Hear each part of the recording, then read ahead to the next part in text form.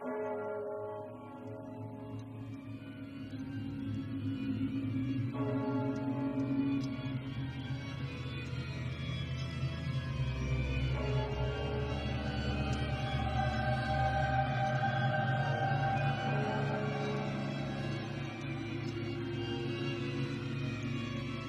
Marley was as dead as a doornail. This must be distinctly understood, or nothing wonderful can come of this story I am going to relate.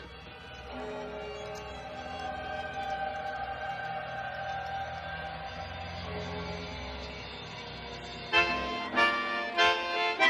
Christmas night all Christians sing to hear the news the angels bring. On Christmas night all Christians sing to hear the news the angels bring.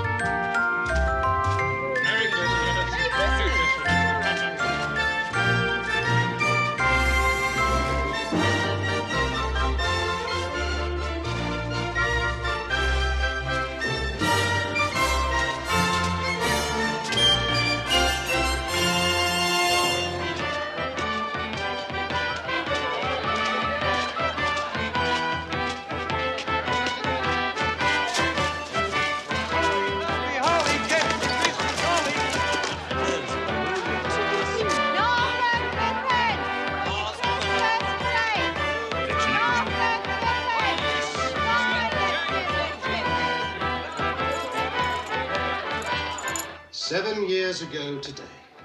What's that you say? Mr. Marley died 7 years ago this very day. Would it be too much to ask that you return to the work for which I pay you so handsomely? Mr. Cratchit! The fire's gone cold, Mr. Scrooge. Come over here, Mr. Cratchit. What is this? A shirt. And this? A waistcoat. And this? A coat. These are garments, Mr. Cratchit. Garments were invented by the human race's protection against the cold. Once purchased, they may be used indefinitely for the purpose for which they are intended. Coal burns. Coal is momentary, and coal is costly. There will be no more coal burnt in this office today. Is that quite clear, Mr. Cratchit? Yes, sir. Now, please get back to work before I am forced to conclude that your services are no longer required. Yes, sir.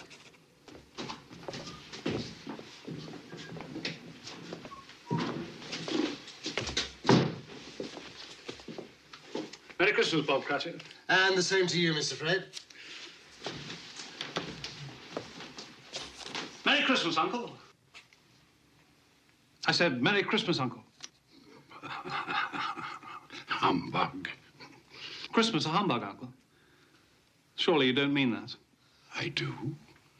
What's Christmas but a time for buying things for which you have no need, no money? Time for finding yourself a year older, not an hour richer. If I could work my will, every idiot who goes about with Merry Christmas on his lips should be boiled in his own pudding and buried with a stake of holly through his heart. Come now, Uncle. Neville, you keep Christmas in your way and let me keep it in mine. Keep it, but you don't keep it. Let me leave it alone, then. Much good it may do you. Much good it has done you. There are a great many things from which I might have derived good, from which I have not profited, I dare say. Christmas among the rest. But I've always thought of Christmas time when it comes round as a good time, a kindly, forgiving, charitable time. A time when men and women seem by one consent to open their shut-up hearts freely to their fellow creatures. And so Uncle Otis never put a scrap of gold or silver into my pocket. I do believe that it has done me good. And I say, God bless it.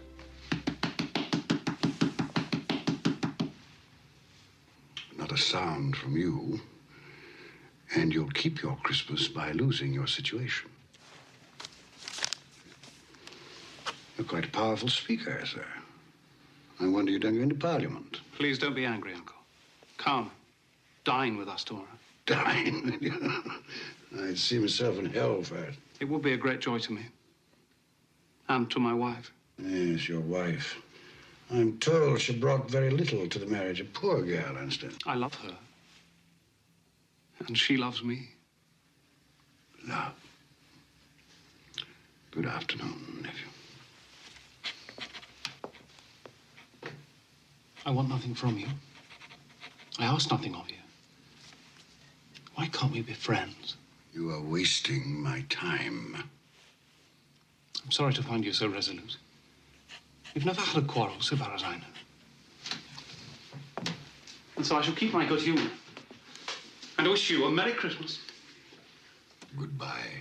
And a Happy New Year. How's that fine family of yours, Bob Cratchit? Well, sir, all very well. Good. You'll give them my best wishes. Yes, sir, I shall. Thank you for remembering them. Goodbye, Cratchit. Goodbye, sir. And a Merry Christmas. Idiot. And he's made me late to boot. I'm off to the exchange. Don't lock up a moment early. No, sir.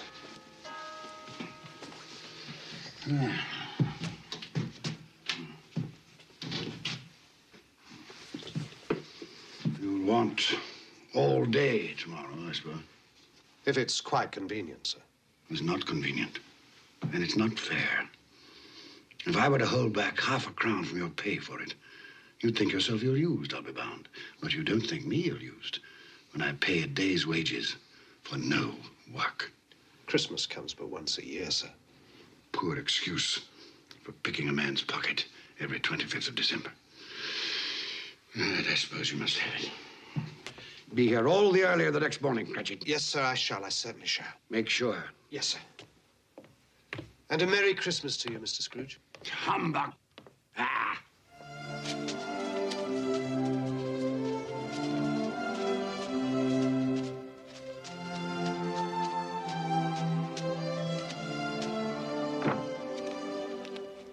Merry Christmas, Mr. Scrooge. Don't beg on this corner, boy. I'm not begging, sir. I'm Tim Cratchit. I'm waiting for my father.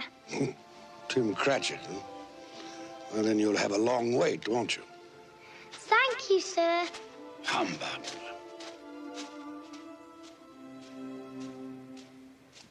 Our Saviour Christ and His Lady on Christmas Day, on Christmas Day. Our Saviour Christ and His Lady on Christmas Day in the morning. Clear the road. They will Out of the way. Let me sail through. the ships all free on Christmas Day, on Christmas Day.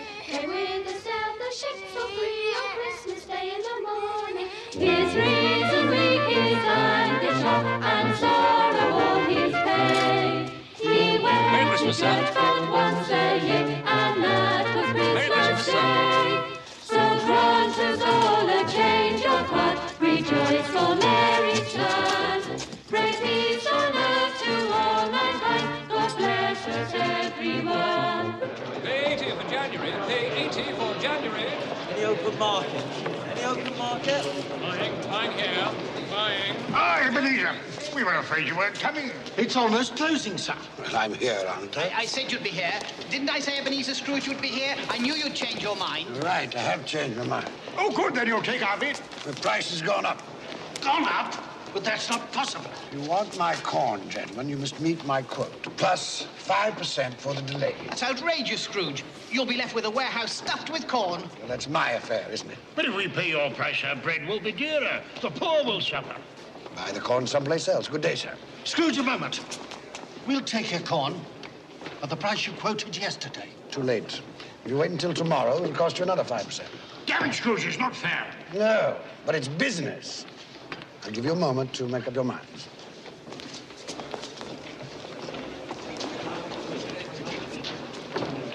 All right, Scrooge. Done and done. Very good, gentlemen. Now, make sure that a draft for the entire amount of this transaction is deposited with my clerk. I don't ship until I have the cash in hand. Good day. Mr. Scrooge, I presume. Indeed you do, sir. You don't know us. Nor do I wish to. My name is Poole, and this is Mr. Hackett. Excellent. Now, if you'll allow me to pass. Let me explain something. At this festive season of the year, it seems desirable that those of us with means should make some slight provision for the poor and destitute who suffer greatly at this time. Provision? Are you seeking money from me, then? Many thousands are in want of common necessaries. Hundreds of thousands are in want of common comforts. Are there no prisons? Plenty of prisons. The workhouses, they still in operation? They are. I wish I could say they were not. The treadmill, the poorhouses, still in full vigor?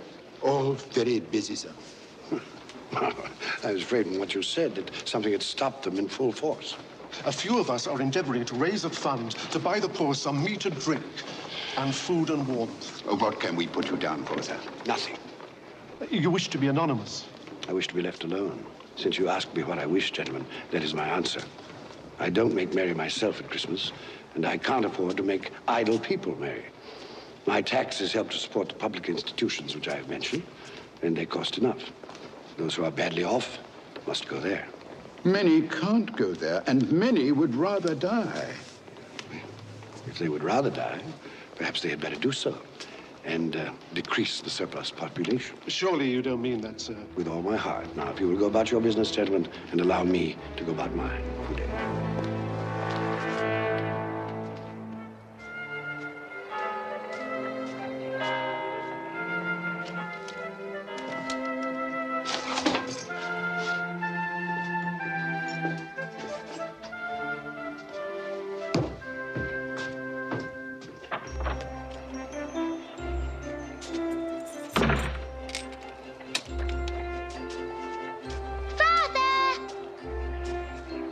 Tim, you must be frozen.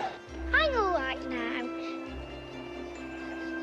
Could we go home by Cornhill and watch the boys and girls play in the snow? Of course we can. Tim, I'm to have the whole day off tomorrow. We'll be together, the whole family, for the entire day. Hurrah for Christmas, the best day of the year. Each stroke will silver in his heart and gold in all his days. His reason weak, his anger sharp, and sorrow all his pain. Look. They're having such fun, Father. Go and get it!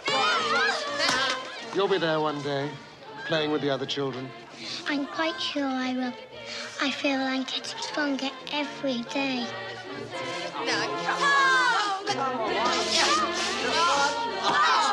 We must go home now. Your mother will be waiting for us. Yes, it's time to go home.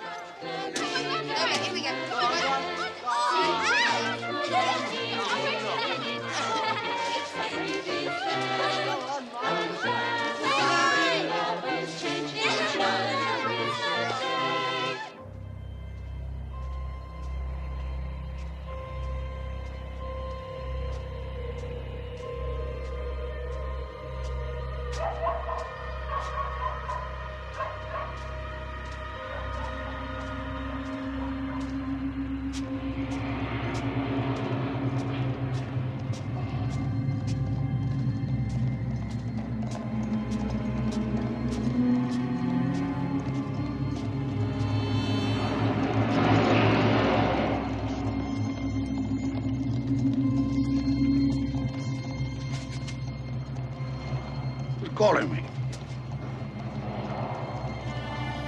Someone call my name?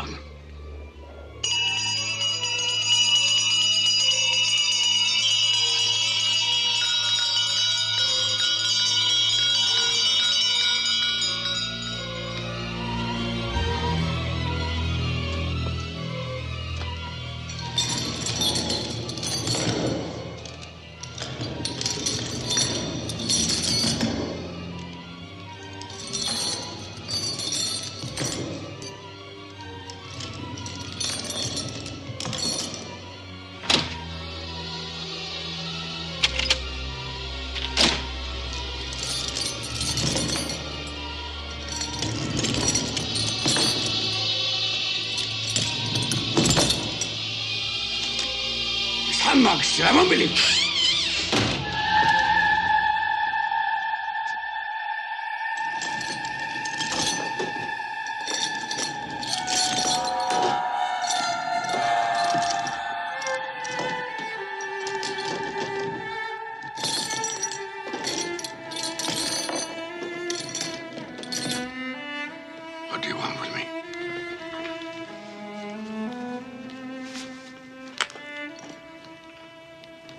Much. Who are you? Ask me who I was. You're particular for a ghost. Who are you then? In life, I was your partner, Jacob Marley. Can you sit down? I can. Well, do it then.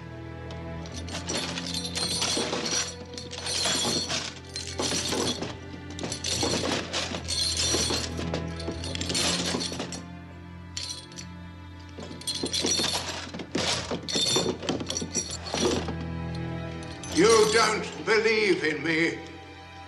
I don't. What evidence would you have of my reality beyond that of your own senses? I don't know. Why do you doubt your senses? Because a little thing affects them, a slight disorder of the stomach. There might be a bit of bad beef, a blot of mustard, a fragment of an underdone potato. There's more of gravy than of grave about you, whatever you are. Humbug, I tell you, humbug!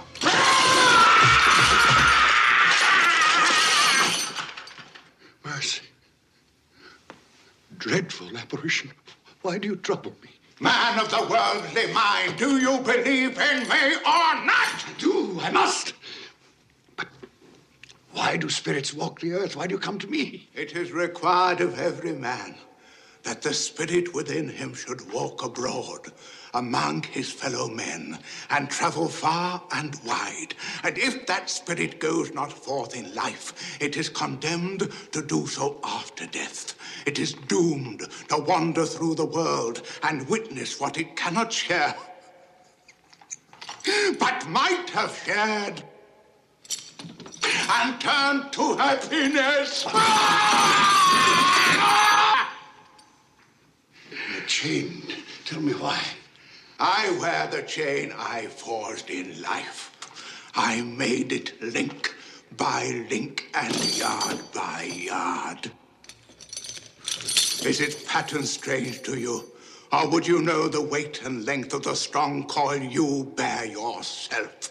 It was as full, as heavy, and as long as this 7 Christmas Eves ago, you have labored on it since. It is a ponderous chain. I see no chain. Mine were invisible until the day of my death, as yours shall be. Jacob, tell me more. Speak comfort to me. I have none to give. My spirit never walked beyond our counting house. In life, my spirit never roved beyond the narrow limits of our money-changing hole. No doubt of that. You always were a good man of business. Business? Mankind was my business. The common welfare was my business. Charity, mercy, forbearance, and benevolence were all my business. The dealings of my trade were but a drop of water in the comprehensive ocean of my business. I'm sorry for you, Jacob. Is there anything I can do for you? For me? Nay, it is too late. But I have come for your sake, Ebenezer. Have you? Well, you always were a good friend. As part of my penance, I have been sent to warn you. And so you have? And to offer you a hope and chance of escaping my fate. You will be haunted by 3 spirits. 3 spirits?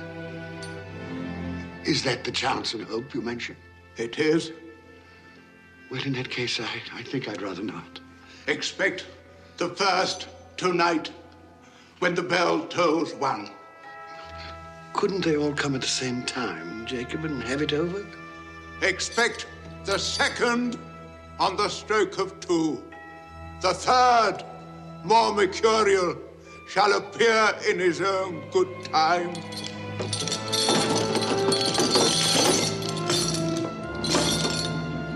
Look to me no more. Look, that you may remember what has passed between us.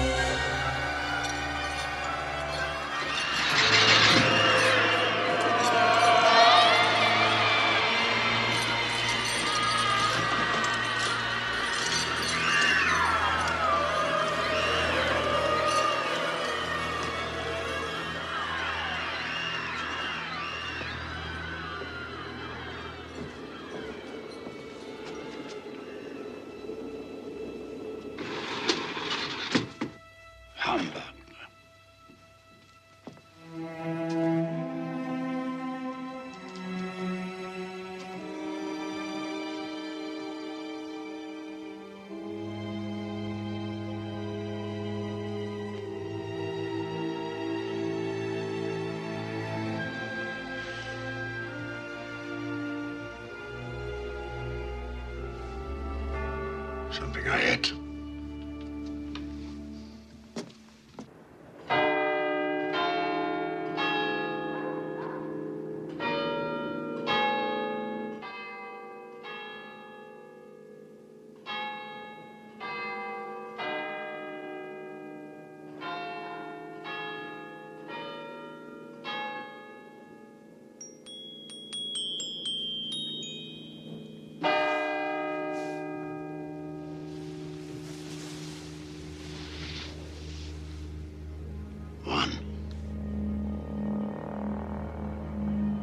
What was it Molly said?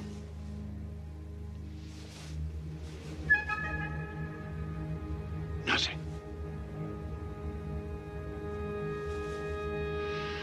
Just a dream, then.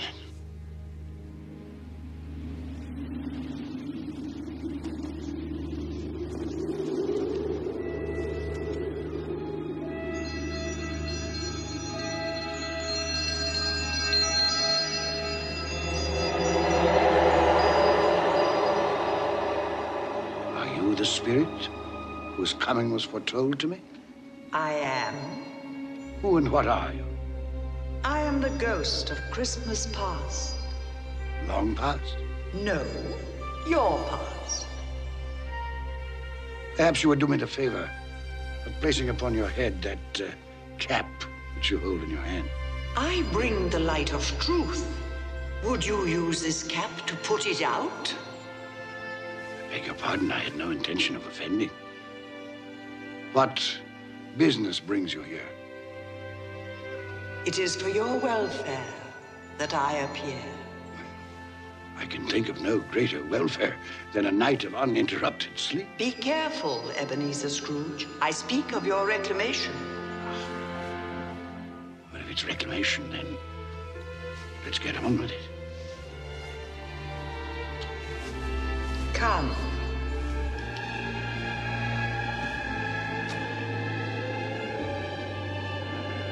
We shall be invisible and silent as the grave.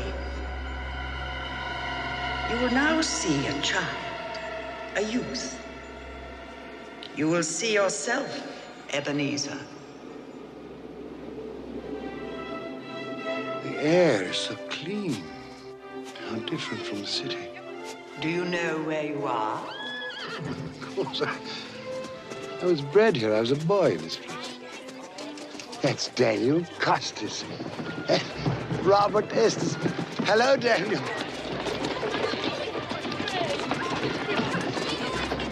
The big one there, that's David Tyler. David, look here, it's Ebenezer. I told you, Ebenezer. They can't hear you. How happy they all seem. That's right, they do. Yes, well, it's time to move on. Come along, Ebenezer. You know the way. I could walk it blindfolded. Your school. I remember. And it's Christmas Day. There's a boy in there, neglected. The boy is deserted by his friends and his family. His mother is dead. His father holds him a grudge. Why does his father hold him a grudge? She died in childbirth. his birth. Weep for the boy, if the tears will come. He has his friends, even on this day. From his beloved books. There's Ali Baba, dear old honest Ali Baba. And the Sultan's groom, turned upside down with the genie. But not a real child to talk to. Not a living person. Robinson Crusoe, not real. And Friday, and the parrot with green body and yellow tail, not real. He made do, this boy. Let us see another Christmas day. When you were a youth. Fan. Fan! Dear, dear brother! I've come to bring you home, dear brother. To bring you home. Home.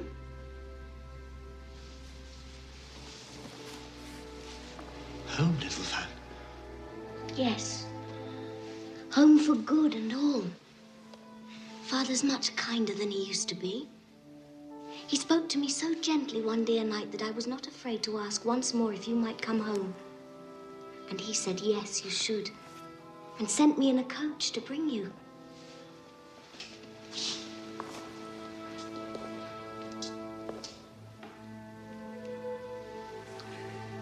You're quite a woman, little Fan.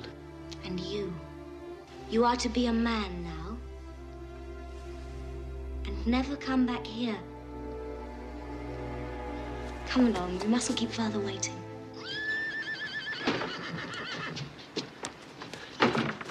Father! There, boy, there. Stand still now. Let me look at you. They haven't been overfeeding you, that's certain. I've grown, I think. Yes, most boys do. Fan has told you won't be moving back here. Yes, sir. It's time you made your way in the world. I've arranged an apprenticeship for you. You'll move into Mr. Fezziwig's establishment in 3 days' time. 3 days, Father. I'd hoped we'd have my brother home for longer. Longer? 3 days is quite long enough for both of us. Don't you think, Ebenezer? Yes, sir. Quite long enough. You finished back there? All safe and secure, sir. The carriage, Fan. On our way. Into the carriage, boy.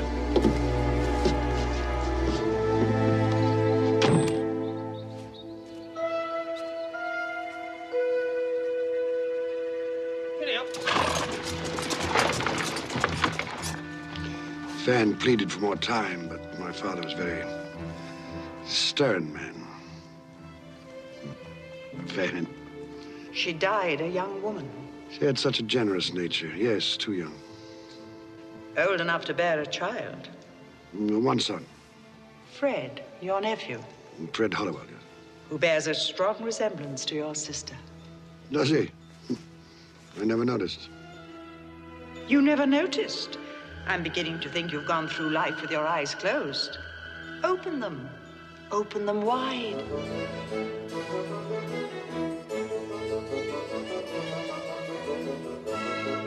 You know this man? It's old Fezziwig. Hmm? Oh, yes, my dear. Would you ask Mr. Pudding to refer that matter to Mr. Scrooge, eh? Thank you, my dear. And you know this place? No, was I not apprenticed here? Pay attention, everybody. Dick, Ebenezer, pens down.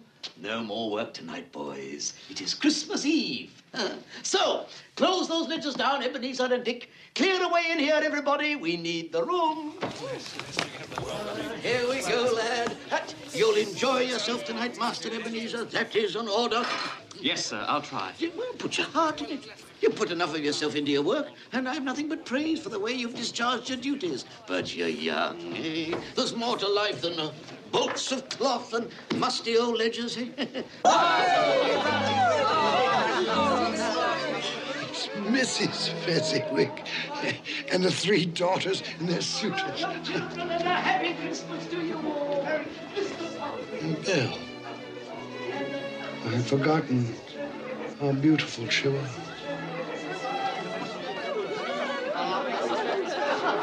Hello, Belle. Hello. Would you like to dance? Yes.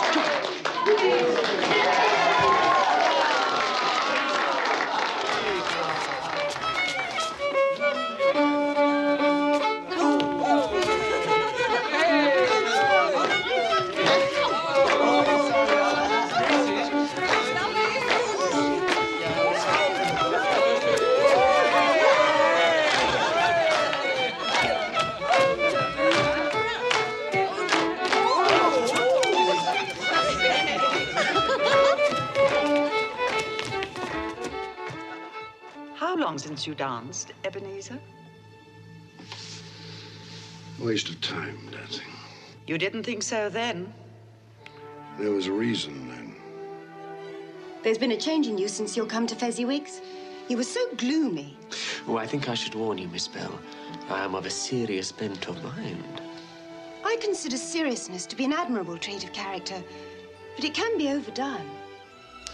I should take heed of your advice, ma'am, and go through life with a grin on my face.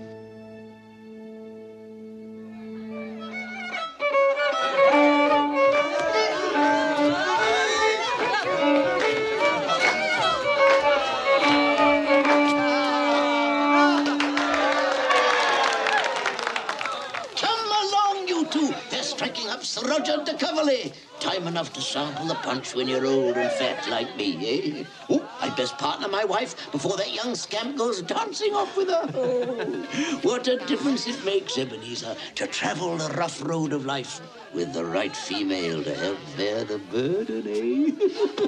What a lucky man I am! Shall we join the others, Ebenezer? My pleasure, Miss Bell.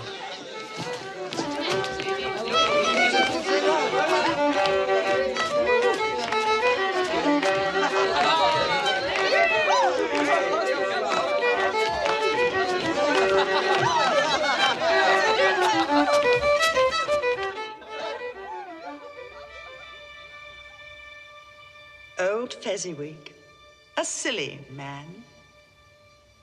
Silly? Why silly? What did he do, after all, to deserve the praises of those apprentices? Spent a few pounds, danced like a monkey, beamed a great smile. Well, the happiness he gives, I gave, was quite as great as though it had cost £1,000. Just small things.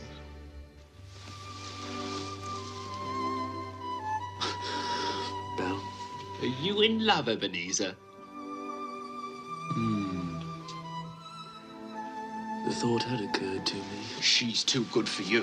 One day, when I've made my fortune, then I'll deserve her. It was a night never to be forgotten. Never. But you did forget, often. No? Look, another Christmas Eve, delayed by the pressure of business. Do you remember? No.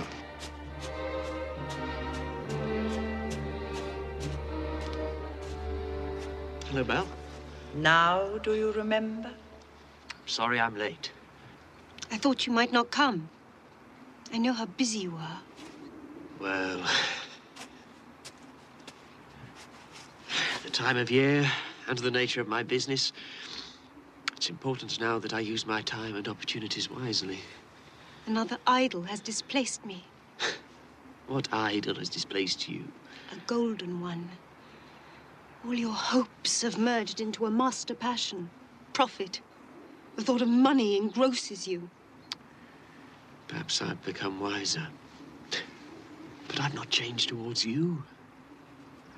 Our contract is an old one. It was made when we were young and our prospects limited. How often I've thought of those times. If there had been no understanding between us, would you seek me out and try to win me now? A dowerless girl with nothing but myself to bring to a marriage. You have no answer. You think I would not, then? Oh, Ebenezer, what a safe and terrible answer. So characteristic of the careful man. Ebenezer, I release you. You are a free man. I let you go with a full heart. May you be happy in the life you have chosen.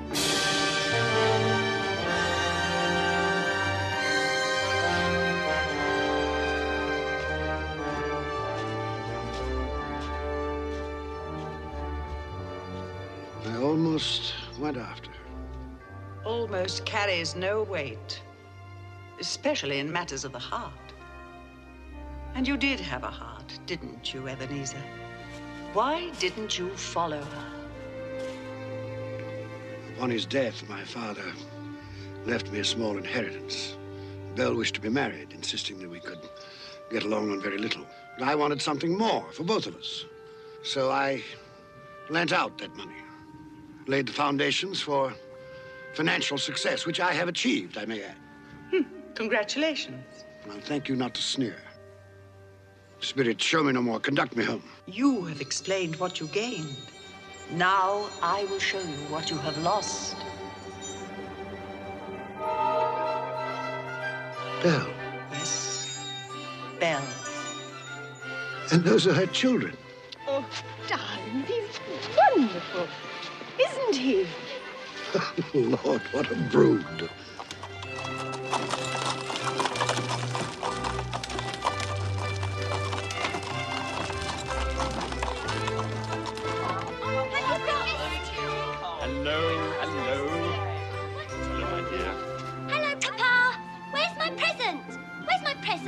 You will have to wait until tonight. All of you. Presents on Christmas Eve, as usual. Fancy. It might have been mine. The same thought occurred to me. I saw an old friend of yours in the city this afternoon. Who was it? Guess. I can't. I don't know. Ebenezer Scrooge. Mr. Scrooge it was. I passed his office window and it was not shuttered. He had a single candle lit upon his desk. His partner, Jacob Marley, lies on the point of death, I hear. And there he sat, Ebenezer Scrooge, alone. Quite alone in the world, I do believe. Poor Ebenezer.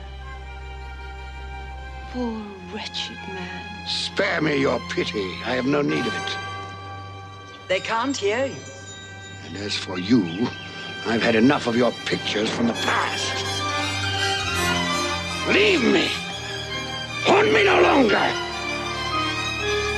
Truth lives. Truth lives. Truth lives. Truth.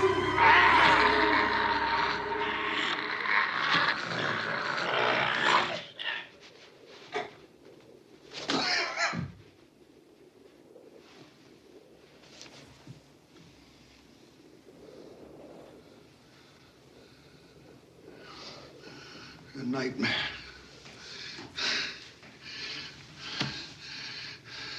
Horrible nightmare. Oh. God. Let me sleep. Let me sleep in peace.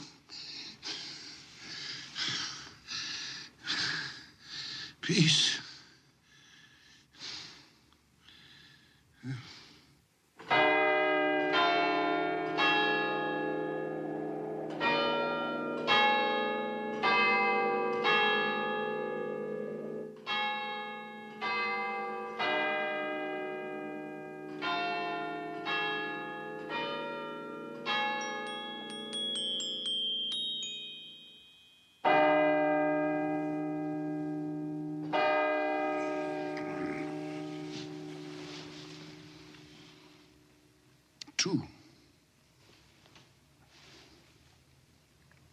Well, Jacob Marley, where is this spirit of which you spoke so glibly? You did say at the stroke of two, didn't you, Jacob?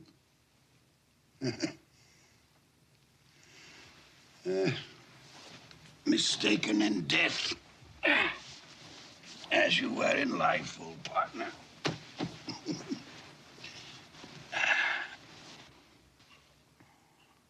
Ebenezer Scrooge! Ebenezer Scrooge!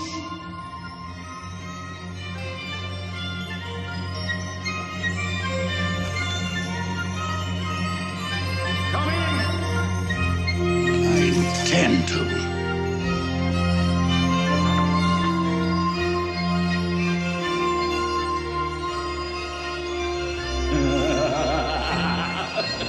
Come in and know me better, man.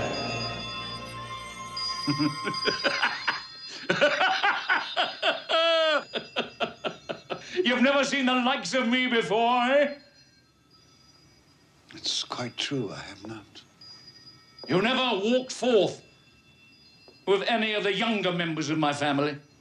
No, not that I remember. Nor any of my elder brothers born these later years? I'm afraid not, no. Do you have many brothers, Spirit? Over 1,800! Tremendous family to provide for. Take hold of my robe, Ebenezer Scrooge.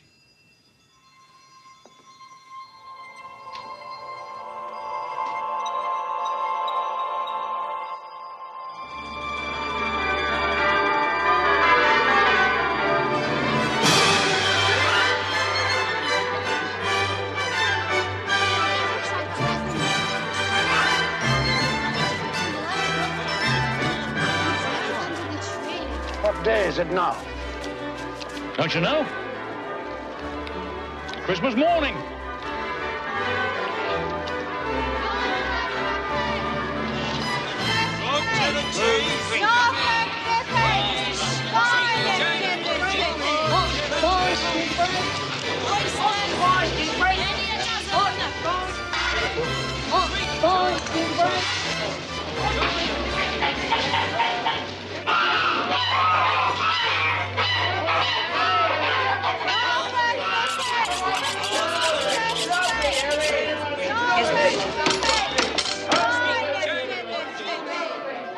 There's a lot of buying, isn't there?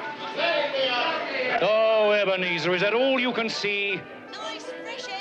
Follow me, and I'll show you to what good use these wares can be put.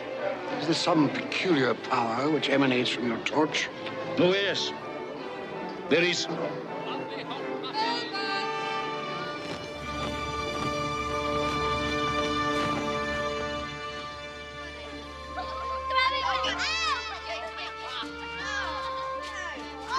Do you know this house? I can't say I do. It is the house of Bob Cratchit. Is he? Well, he does very well on 15 bob a week. Shall we go in? I wouldn't want to disturb. As with Christmas past, we shall be invisible and unheard. I wonder what's keeping your father. He's probably stopped to talk to the parson. Father always likes to compliment him on his sermons. I do hope the pudding's a success this year. No one makes a better pudding than you, Mother.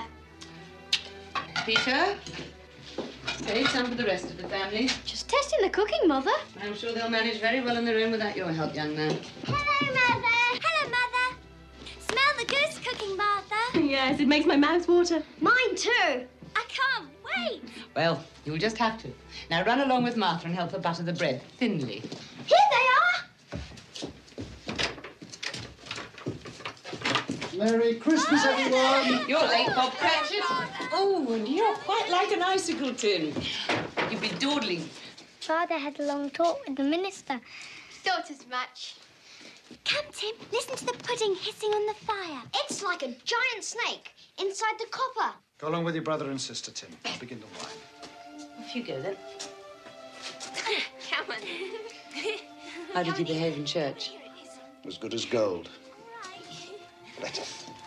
Mother's very worried if it'll turn out all right. Look how they support him. You're as light as... What did you say? Nothing. It's, nothing. Somehow he gets thoughtful sitting by himself so much. He thinks the strangest things. He told me coming home that he hoped that the people in church saw him because he was a cripple, and that it might be pleasant for them to remember on Christmas Day who it was that made lame beggars walk and blind men see. It seems to me that Tim is getting stronger every day, that his limbs are growing, that he's in better spirits, it seems to me. Yes, Bob. I'm sure you're right. He is getting stronger. Well, we're all here. That's the important thing. Belinda, help me with the goose. Yes, Mother.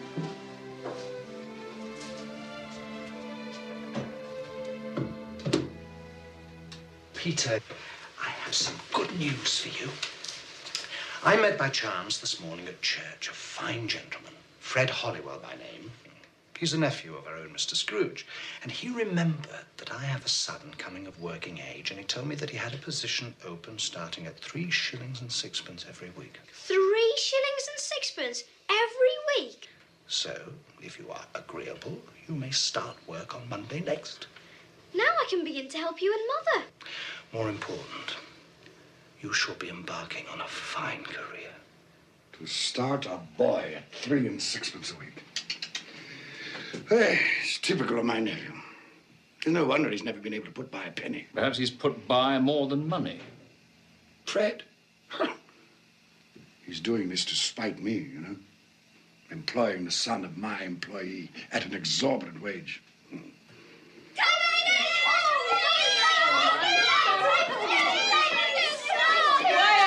Quiet, children, quiet. Enough for an army! Soap around and Chris. Mother, you've outdone yourself. Is it all right, then? Hurry, Father, cut the goose. I can't wait. Haven't we forgotten something? Lord, we thank you for the bounty you have placed before us. We thank you for this day of love and joy. We thank you for allowing us to be together, to share with each other and with you the fullness of our hearts on this special day. Amen. Amen. Amen. Amen. What? You say something? No. No. I thought I heard you. No, I said nothing.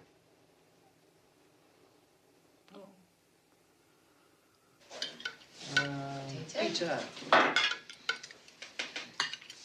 Alice. Linda. Potato, Alice? A very small goose. It's all Bob Cratchit can afford. Me. Are we all served? Yes. Yes. Then let's begin. And a Merry Christmas to us all. A Merry Christmas to us all. And God bless us, everyone.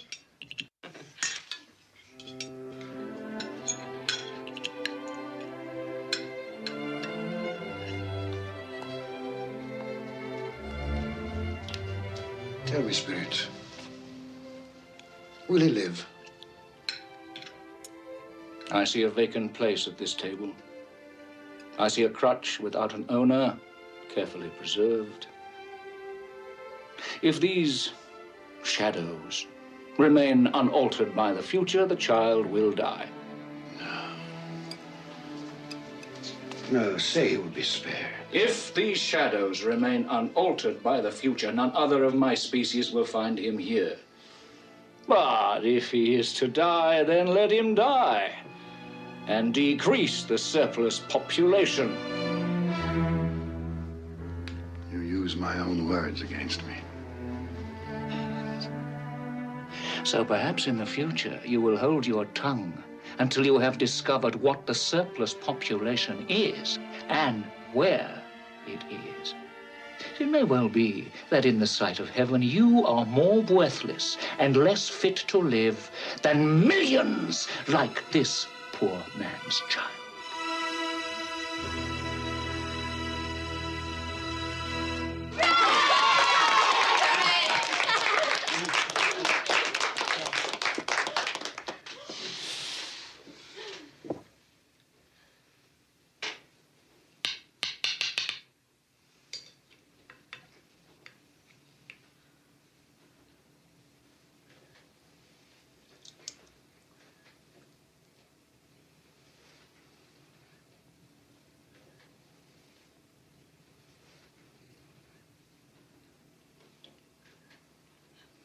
triumph, my dear. Another triumph. I told you so, Mother. Well, it's a success. What a relief for Mrs. Cratchit. Now their feast is over. Not quite. Just one more ceremonious moment. Look.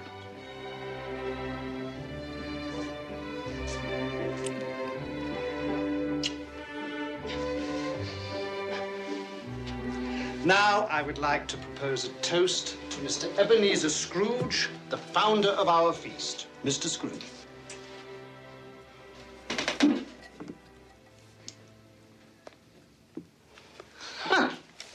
The founder of our feast, indeed.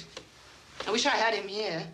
I'd give him a piece of my mind to feast upon, and hope he had a good appetite for it. My dear, the children, it's Christmas Day. It should be Christmas Day, when one would drink the health of such a stingy, odious, mean, hard, unfeeling man as Mr. Ebenezer Scrooge. My dear, have some charity.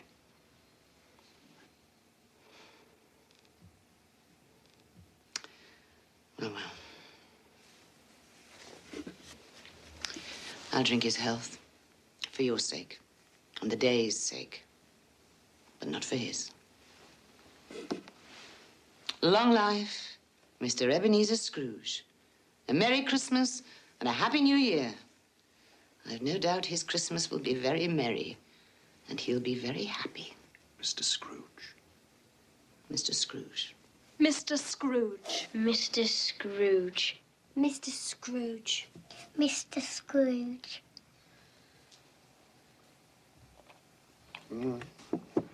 He's made a point, Bob Cratchit has. Without me, there would be no feast, no goose at all. My head for business has furnished him employment. Is that all you've learned by observing this family on Christmas Day? All? No, not all, but one must speak up for oneself, for one's life. Oh, here it is. Here we come, a-wassailing among the leaves so green. Here we come, a-wandering so fair to be seen. Love and joy come to you, and a Merry Christmas too. And God bless you and send you a Happy New Year. We have some time left. Take my robe. Love and joy come to you, and a Merry Christmas too. And God bless you and send you a Happy New Year. And God send you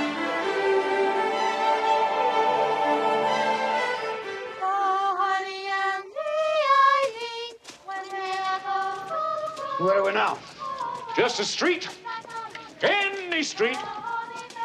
This house. We'll go in here.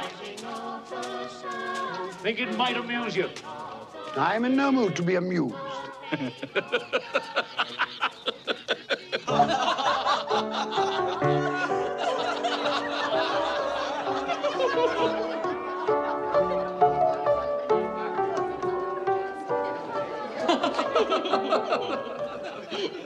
Dear husband, do you find my playing so amusing? Oh, I'm sorry, my love.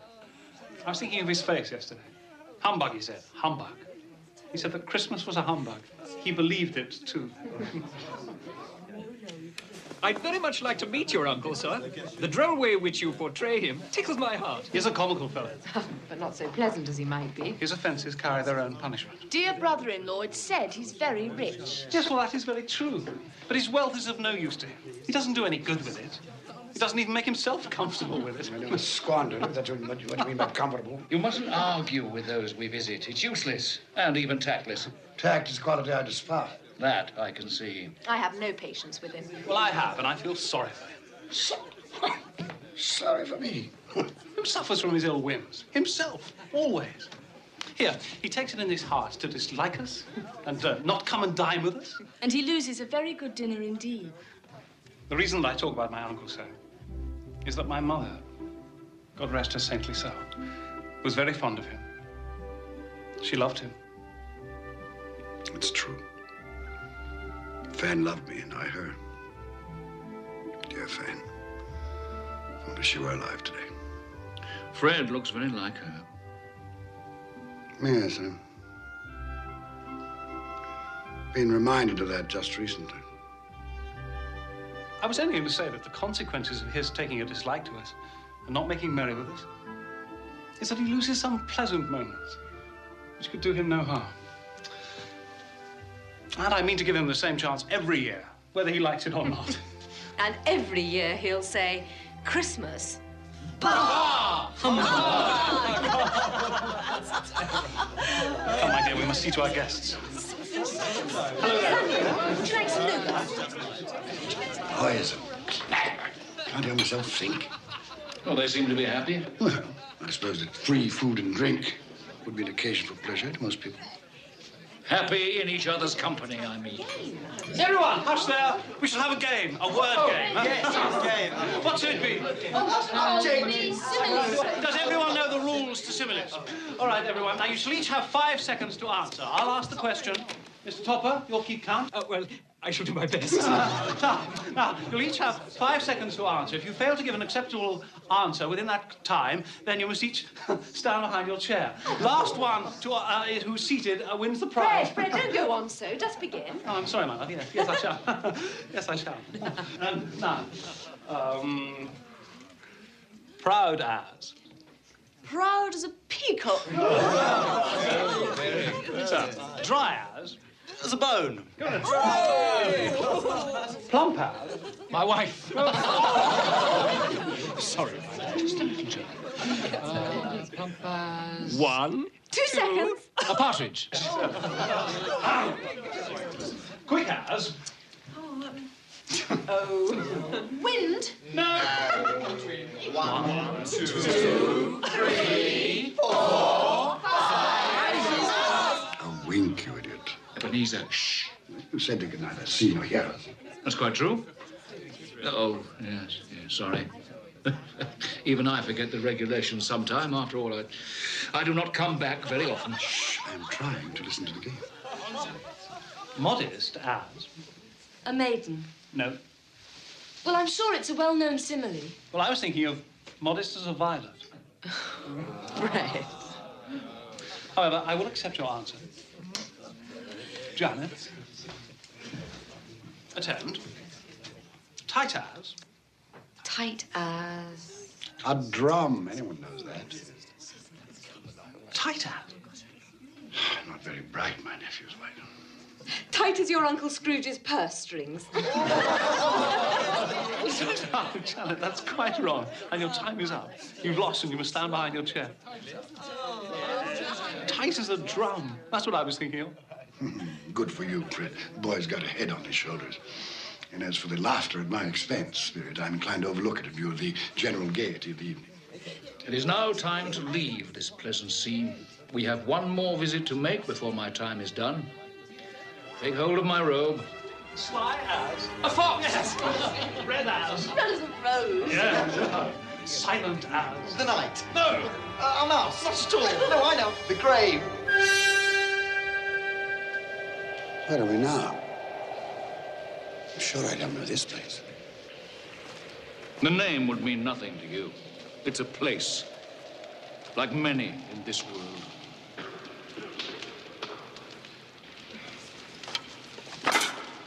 Do we have enough wood for the night? Ah, it'll last through. At least there's one thing still free in this country.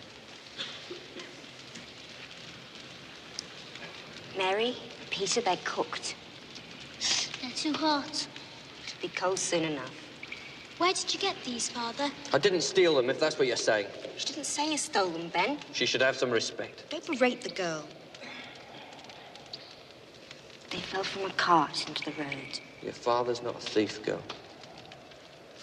Not yet.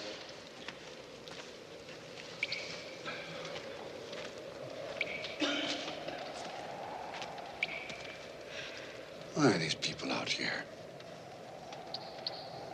Men and women in rags, children eating scraps. They're institutions.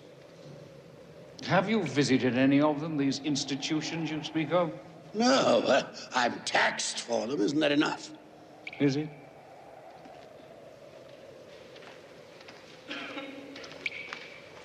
Ben, come back to the fire. Look at these hands, Meg. They're hard hands. They've done hard work. I want to work. I want to have bread for my children. It's not right that there's no work. We're together, Ben. That's the important thing. I love you, Meg. I love the children. Tomorrow, take the children and go to the parish poorhouse. No. No. I'd rather we all drowned in the river than go to one of those places and be separated forever. Until I get work. No. Ben, we're a family. We stay together. Come. Come back to the fire. Come.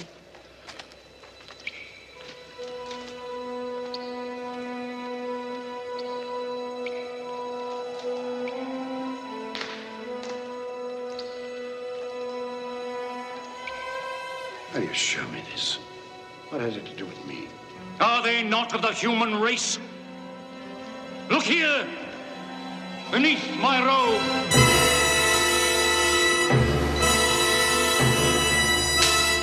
Look upon these.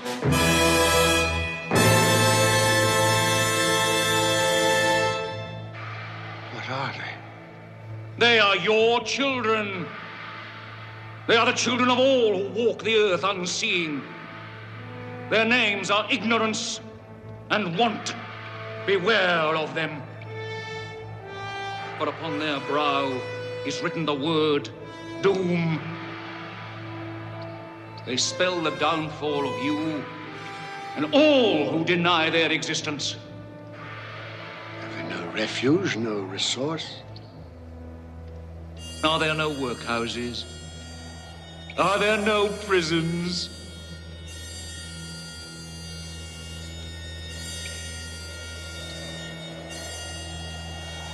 Cover them. I do not wish to see them. I thought as much. They are hidden. But they live. Oh, they live. Well,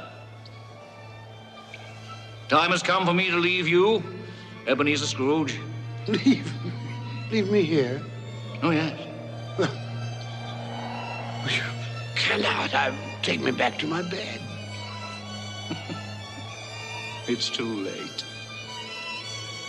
It's cold. The place is strange. Don't leave me.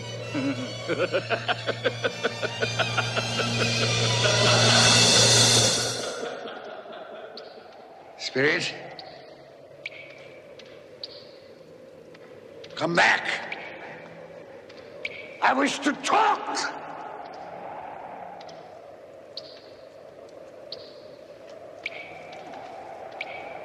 Perhaps I have made a mistake here and there. Talked too quickly about matters to which I gave no great thought. Very well, we'll have a give and take. Come to some meeting of the minds. I'm a reasonable man. Spirit! Have pity on me. Don't leave me.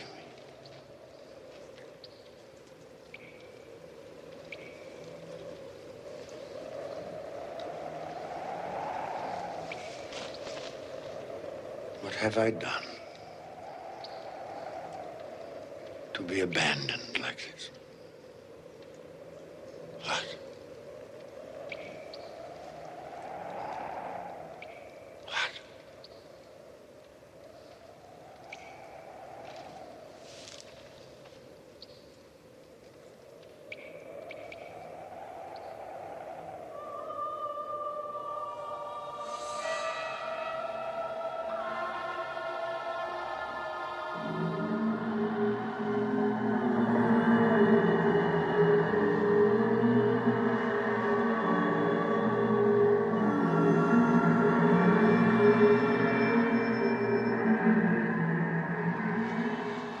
Are you the spirit which Jacob Marley foretold would visit me?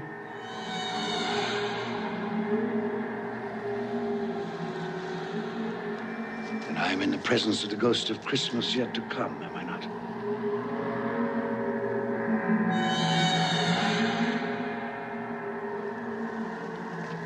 You're about to show me the shadows of the things that have not happened, but will happen in the time before us. Is that so? I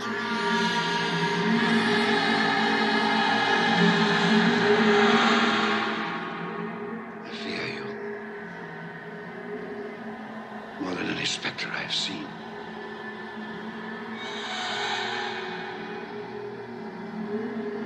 prepared to bear your company. Will you not speak to me? Very well. Lead on. Night is waning fast. Time is precious to me.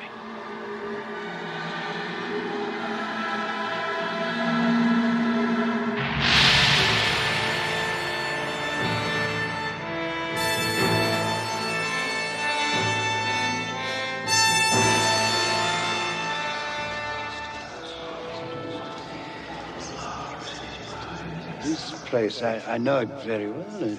The exchange, it's like a second home to me.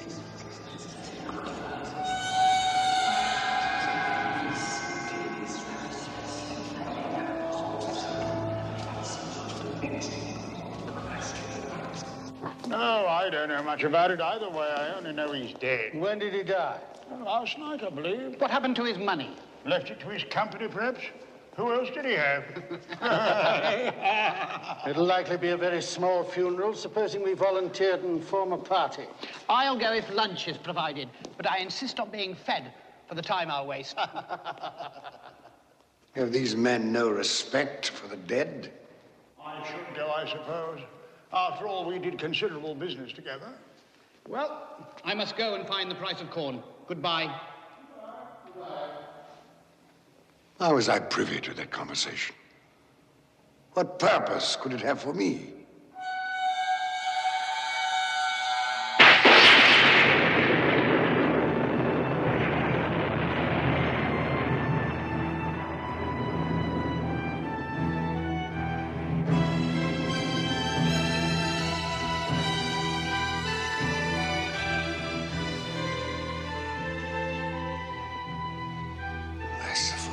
What is this?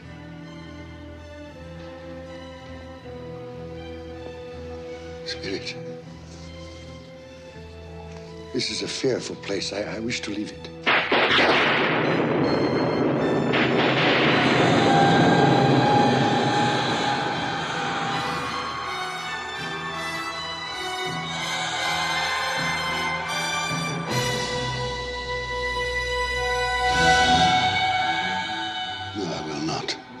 This you cannot make me do. I say I understand you. That is sufficient to the moment. Furthermore, there must be someone in this city who feels some emotion because of this man's death. I demand to see that person.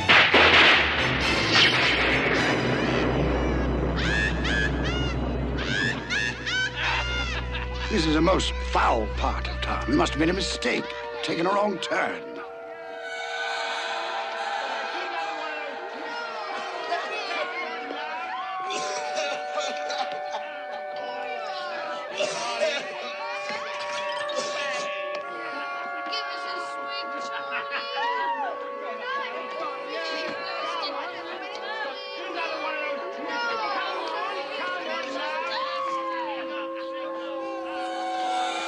In there? I have no business to transact in there.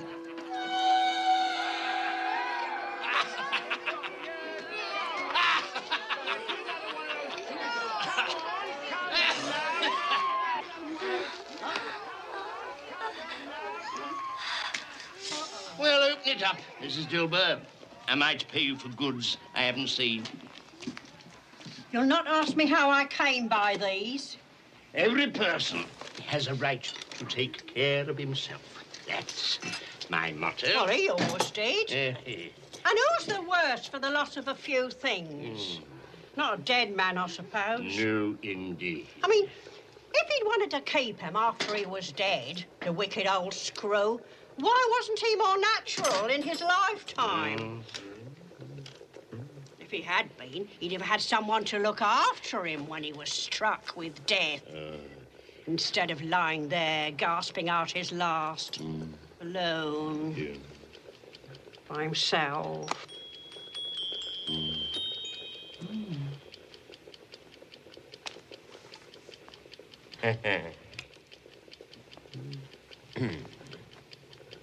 Those are my things. She's stolen my things. I'll have her before a magistrate. What do you call these?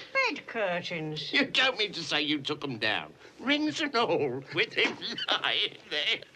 Why not?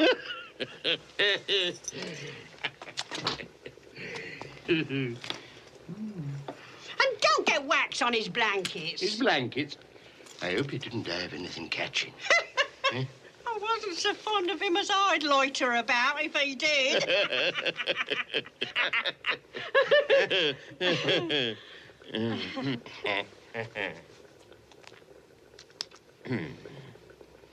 Well, what's your offer then? 4, 6, 5, 3, 6, 2, 4, 7. Those are not my things. Yes, they are similar, but the person she speaks of, that could not be me. A similarity, perhaps. £1.5 3. Not a penny more if I was to be boiled for it. You're hardened, Joe, and no mistake. I'm always kind to the ladies. That's the way I ruin myself. Spirit, what perversity is this? I asked to see some emotion in connection with this man's death. You show me only greed and avarice. Let me see some tenderness, some depth of feeling.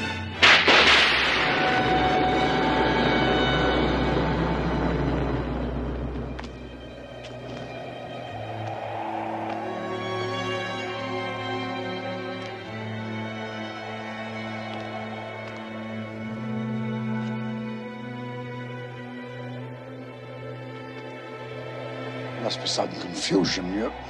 Your fellow spirit brought me here earlier. Very well. You're devilish hard to have a conversation with. Suffer the little children to come unto me, and forbid them not, for such is the kingdom of God. Verily I say unto you, whosoever shall not receive the kingdom of God as a little child, he shall not enter therein. This colour hurts my eyes.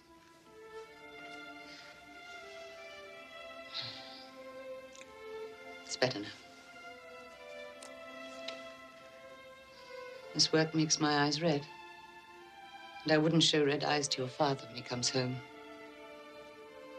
Not for the world.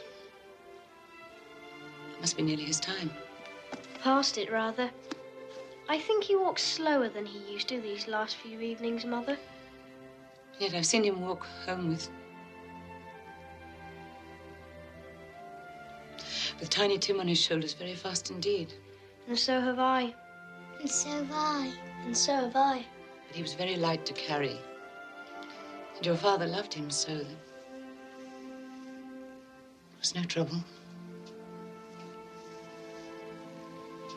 No trouble. There is your father now. Hello, Father.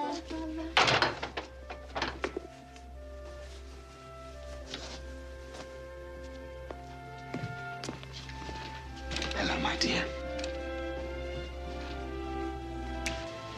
Hello, my dear ones. Hello, Father. You're late. We were worried about you. I'm glad you're home, Father. I am too. You've become quite a little harmful. The reason that I'm late is because I walked by there today. Today? I couldn't keep away. It's so quiet and green. You shall see it on Sunday. We shall all go on Sunday. I promised him that every Sunday I would walk. My little child. My little child. Father, please don't grieve so. No, I'm sorry. I have all of you. A blessing to be thankful for. Do you know who I saw in the street today? Mr. Scrooge's nephew, Fred. And he greeted me in his usual cheerful way. And he saw that I was a little sad. He asked me what was distressing me. And when I told him, he said that he was heartily sorry for it. And, Robert. Tim is part of all of us. For his sake, we must go on living. So long as we love one another, he will always be alive. Yes, of course, Mattie. But however and whenever we are parted from one another, I'm sure that none of us will ever forget poor Tiny Tim. No, never, never, never. And when we recollect how patient he was and how mild, although he was but a little child, I'm sure that we will not easily quarrel among ourselves. I am a happy man. I am a truly happy man. I asked for tenderness and depth of feeling, and you've shown me that. Nothing more I need see. Take me home.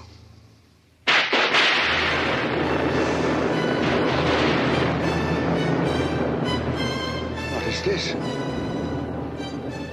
I thought we had agreed that you would transport me home.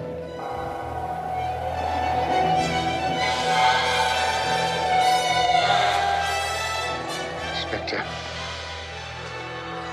something informs me that the moment of our parting is at hand.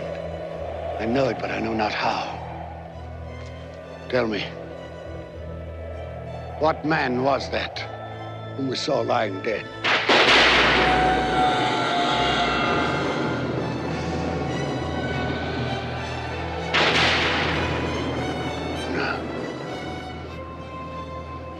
No, before I draw near to that stone, answer me this.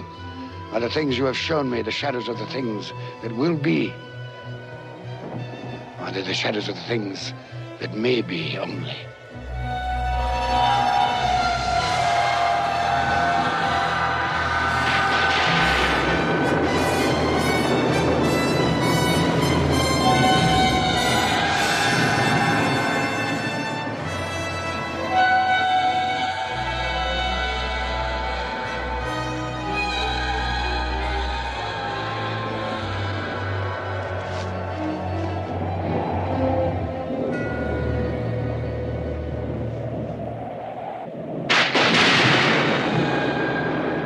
Men's courses will foreshadow certain ends. I accept that. But if those courses be departed from, the ends must change. Tell me that is so by what you show me.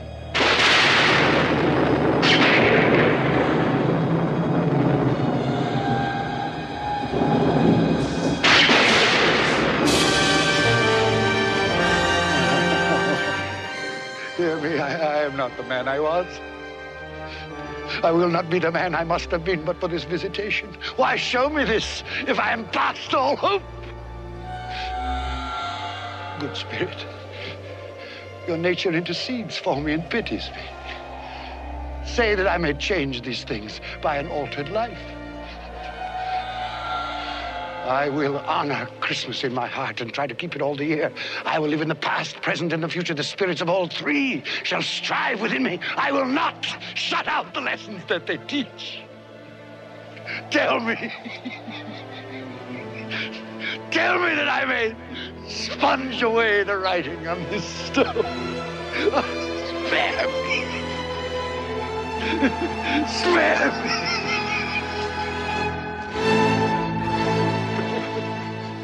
Spare me.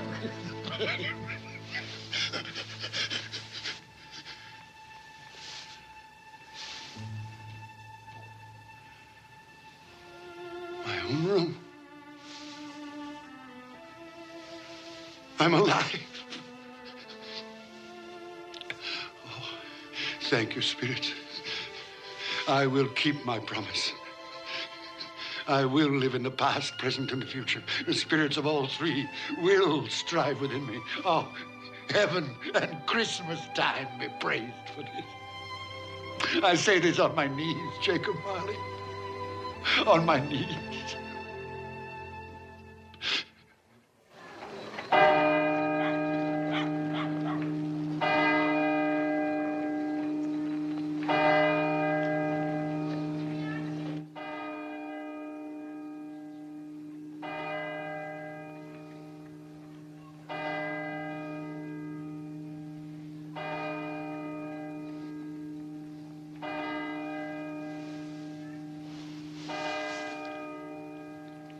9 o'clock.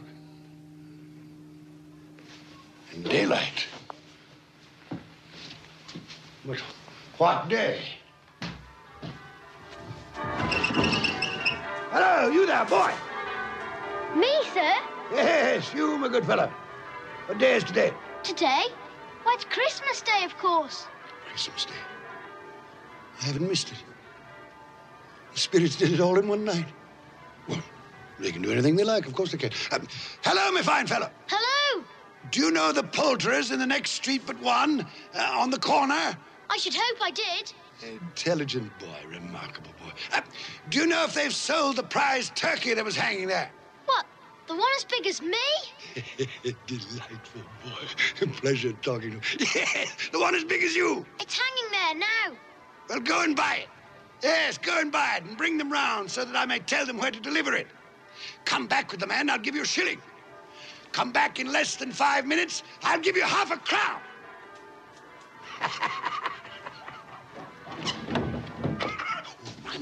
I must dress myself. So much to do. I don't want to lose any time. I was light as a feather. I'm as happy as an angel. I'm as merry as a schoolboy. I'm as giddy as a drunken man. Merry Christmas to everybody, and a Happy New Year to the world!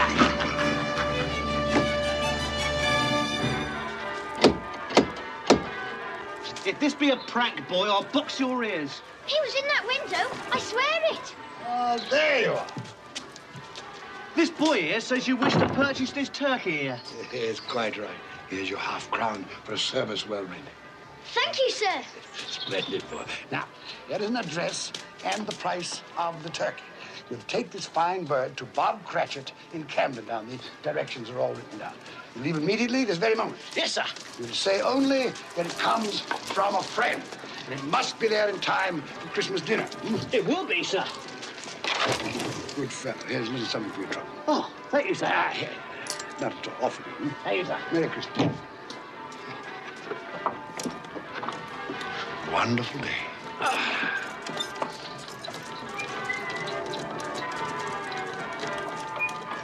So grant us all a change of heart. Good morning. Merry Christmas to you. Like angels. Yes, exactly. You sing excellently well here. Thank you. It is I who thank you for that glorious music on this glorious Christmas day.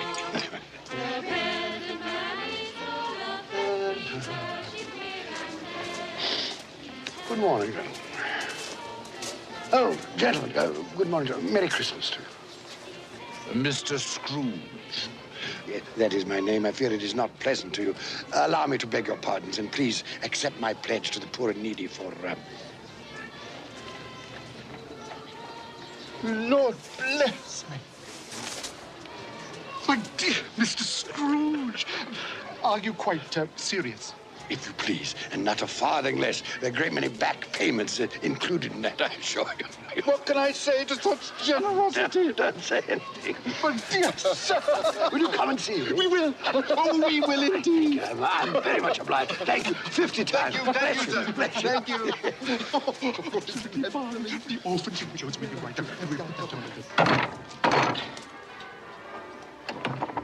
Yes? Bob Cratchit? Yes? This is for you. Well, there must be some mistake. You are Bob Cratchit? Yes. Well, there ain't no mistake. I didn't order this.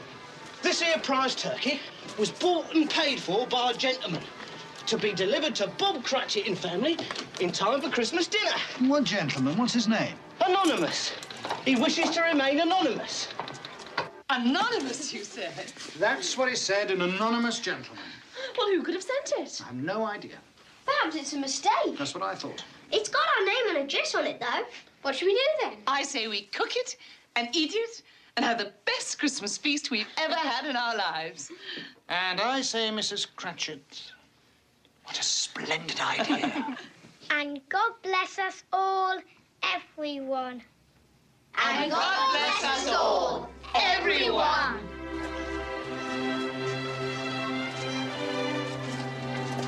Merry Christmas, sir.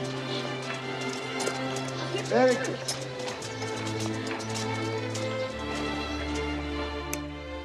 Oh, Fred. Oh, it's much too expensive. But do you like it?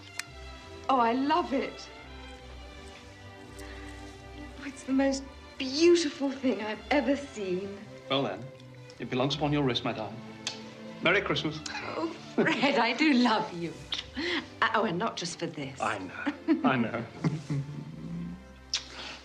Well, who can that be? Well, no one's expected this, have they? My God. It's Uncle Ebenezer. Your uncle? What in the world would he want? Open the door, Mary. I'm sure I don't know.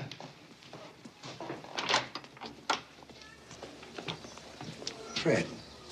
Uncle Ebenezer. May I come in? Yes, come in. Please. Thank you. Do come in. Good afternoon, madam. Merry Christmas to you. Merry Christmas to you. Oh, Uncle Ebenezer. This is my wife, Janet. Janet, this is Uncle Ebenezer. It's a pleasure. More like a surprise, wouldn't you say? Well, that, too. Well, that's quite true. Quite honestly, it is a surprise. When we spoke yesterday, you made it quite clear, it seemed to me, at least, that you had no intention of accepting my annual invitation. I made other things clear, too, didn't I, Fred? That Christmas was a humbug, a waste of time and money. A false and commercial festival, devoutly to be ignored. Yes, basically that was it. Well, I've come for 3 reasons. First, to beg your pardon for the things I said about Christmas. That was a humbug, Fred. Was it? I didn't know it then, but I know it now. Secondly, I've come to meet your wife. Well, here she is. Yes. And a very beautiful woman she is, too. Thank you.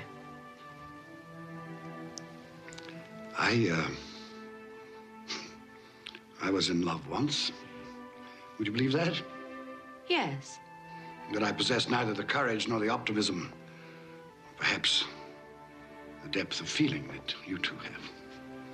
Thirdly, if the invitation to dine with you today is still in force, I accept. Of course it's still in force. Hurrah! I was sure that one day... You were sure, were you? Well, apparently you were right. Yes, I should like to dine with you and your friends. You'll be more than welcome. You like games, don't you? Yes. Yes, as a matter of fact, I do. Do you ever play similes? It's one of our favorites. Perhaps we could play today. Quite possibly. I'm very good at it. And should the phrase tight as be thrown out, the answer is a drum. Why, yes, so it is. Good.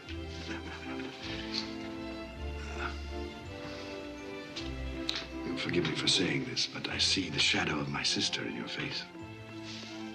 I loved your mother, Fred. For a time there, I forgot just how much I loved her. Perhaps I chose to forget. Well, now, if it isn't too much trouble, I should like to sample some of that punch for which you're so famous. Of course. You've made us both very happy, Uncle Ebenezer. Have I? Yes. God forgive me for the time I wasted.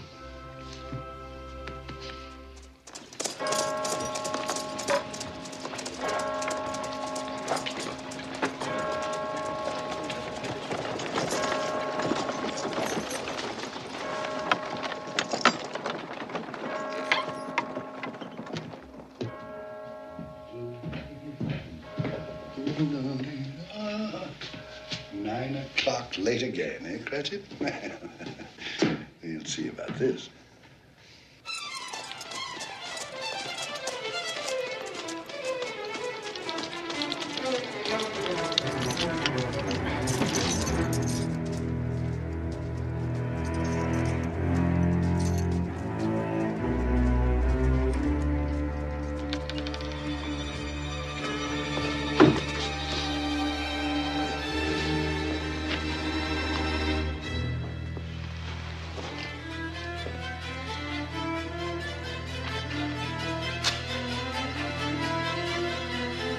Mr. Cratchit!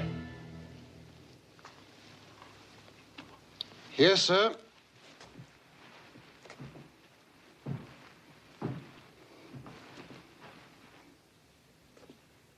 Do you know what time it is? Yes, sir. What time is it? 18 minutes past the hour, sir. 18.5 minutes past the hour. What do you mean, coming here this time of day? I'm sorry, sir. I am behind my time. Yes, I think you are. Step this way, sir, if you will, please. It's only once a year, sir. It shall not be repeated. I was making rather merry yesterday. Well, I'll tell you, my friend, I'm not going to stand for this any longer. Therefore, I am going to double your salary.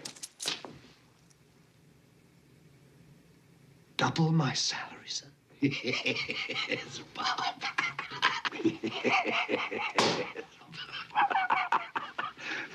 A Merry Christmas to you.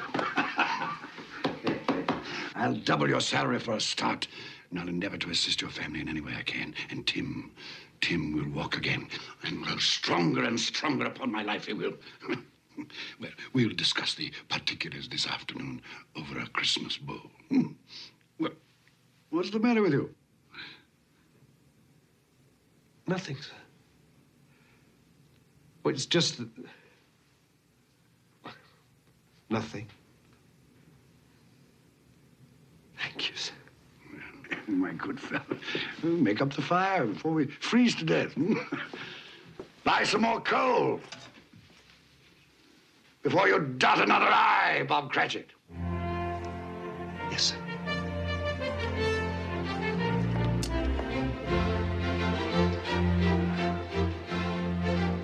Ebenezer Scrooge was better than his word. He became as good a friend, as good a master, as good a man as the old city knew. And to Tiny Tim, who did not die, he was a second father. It was said of Ebenezer Scrooge that he knew how to keep Christmas well, if any man alive possessed the knowledge. May that be truly said of us, and all of us. And so, as Tiny Tim observed, God bless us, every one.